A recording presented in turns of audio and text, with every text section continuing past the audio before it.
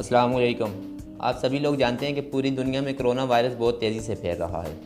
जिस तरह corona virus ने पूरी दुनिया को अपनी लपेट में लिया है, इससे यही साबित होता है कि कोरोना वायरस इस सदी की सबसे बड़ी वबाई बीमारी है।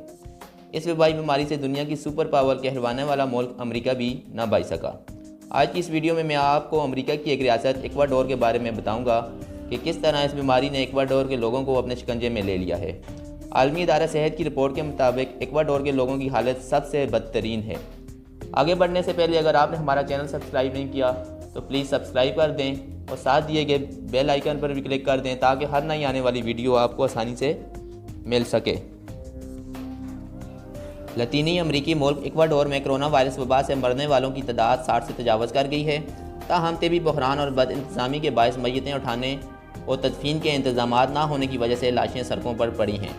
बरतानी नशरियाती इदारे BBC के मुताबिक लतीनी अमरीकी मुल्क इक्वाडोर की दारुल-हुकूमत में कोरोना वायरस से हलाक होने वालों की तादाद दीगर लतीनी ममालिक की मजमूई तादाद से भी ज़्यादा हो गई है, जिसके बाद शदीद तबी और इंतजामी बहरान सामने आया है। इक्वाडोर के दारुल-हुकूमत में 1937 कोरोना वायरस के मुसद्दिका मरीज़ हैं, जबकि हलाकतों की तादाद 60 हो गई है।